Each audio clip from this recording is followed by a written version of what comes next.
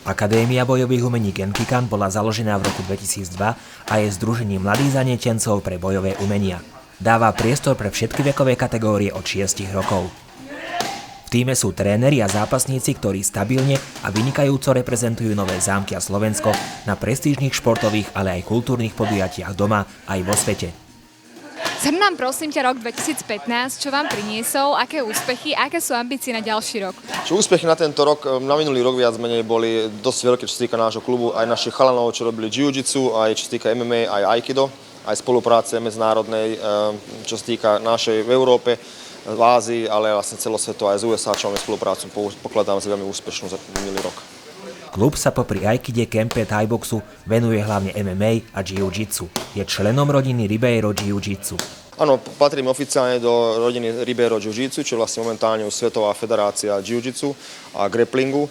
Vedujú dvaja známi bratia, Saulo a Alexander Ribeiro, ktorí pochádzajú z Brazílie, ale majú klub momentálne v Kalifornii a sú považovaní za vlastne legendy jiu-jitsu vo svete. A momentálne pôsobia viac menej, hlavne ten Saulo, ten starší, už ako tréner a ako mentor celej tejto skupiny. A vlastne takisto aj môjim takým hlavným motivátorom vlastne je on, ktorý ma vedie po tej ceste a vlastne mi pomáha mi zase objaviť a znovu byť motivovaný. Medzi úspešných bojovníkov klubu patrí Ludovít Klein a Patrik Šafár. Najúspešnejší na našom klube, čo sa týka súťažiacich, je naozaj Ludovít Klein. Súťažil na viacerých súťažiach aj doma, aj v zahraničí. Viac mi sa zúčastňoval na súťažiach Hanuman Cup a takisto PCF, čo je veľmi známa liga MMA, profesionálna, ale amatérska na východe Slovenska, ale pôsobí vlastne na celom Slovensku. Hanuman Cup je viac menej známy medzinárodne v Bratislave pod Ferom Starým a on to vlastne organizuje tiež vynikajúco, ale na tej druhej časti Slovenska vlastne. A takisto sme s ním boli na majstrovstvách sveta tento rok už tretíkrát, tento rok to bolo v Prahe.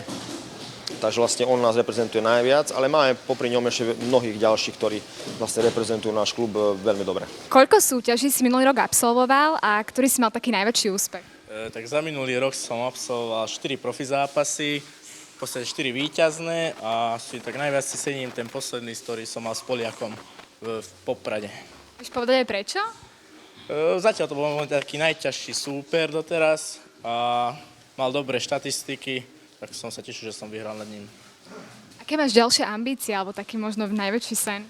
Ďalšie ambície, tak dostať sa v tomto športe MMA čo najďalej, ak sa len dá.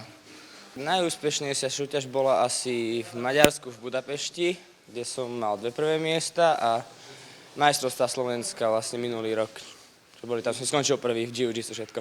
Najbližší zápas asi 14. februára, ale podľa toho, jak sa mi dolieči zranenie. Tomáš Bilišič študoval bojové umenia v Japonsku, Holandsku či Írsku.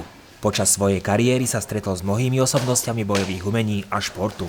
Prvýkrát som stretol známe osobnosti vlastne v Ázii, keď som žil v Japonsku, tak tam som stretol vlastne aj môjho českého kolegu Jana Soukupa, ktorý tam zápasil vtedy najvyššej lige K1 v Tokiu. A takisto Hitoshi Kiyama, ktorý možno u nás zase známy, nie ale v Japonsku, on bol ako číslo 1. Čo sa týka ďalších známych osobností, tak s Fedorom Emeliankom myslím, že toho poznám mnoho ľudí, ktorí robia bojové umenia. Som stretol v Rusku viackrát a takisto nedávno so Stevenom Segalom, keď bol na Slovensku, tak som robil asistenta. Tak s ním sa stretol, tiež prehovoril pár slov vlastne a trochu sme sa tak zoznámili a vlastne porozprávali sa o tom svete bojových umení. Momentálne stále spolupracujeme s Centrom voľného času tu v Nových Zámkoch na Janošikovej ulici. Ja tu vediem skupinu trošku takých starších chlapcov a mám tu kolegu Ladislava Göga, ktorý je na mojej ceste, ale so mnou už v tomto už dlhé roky. On sa venuje takisto mládeži, malým deťom od 6 rokov, dorastencom, ale aj ďalším. Máme trošku aj starších, aj seniorom sa venujeme. Neučíme len tu centrálneho času, učíme aj v iných mestách, kde nás pozývajú. Napriek úspechom je klub na začiatku, ale aj cesta dlhá 1000 míľ začína prvým krokom. Členovia klubu sa neustále snažia prezentovať bojové umenia širokej verejnosti ako férovú, fascinujúcu disciplínu tela aj ducha.